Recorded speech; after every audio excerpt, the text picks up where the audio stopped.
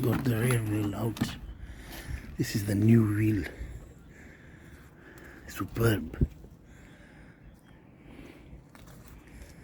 It's gonna go in there.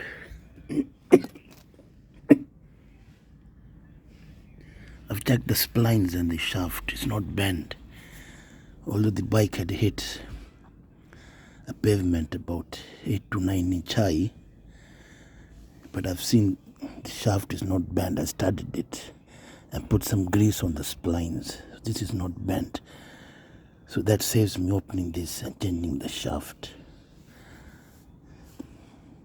I started it without the manifold exhaust. A bit noisy, but I had to test the rotation of the shaft to determine whether it was bent or not.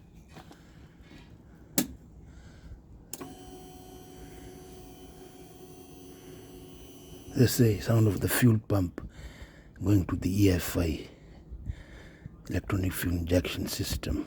Now it stopped electronically because the ECU senses that the petrol is now filled up to the point of distribution.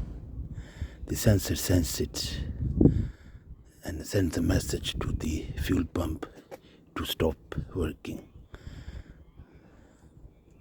Let's go to start it.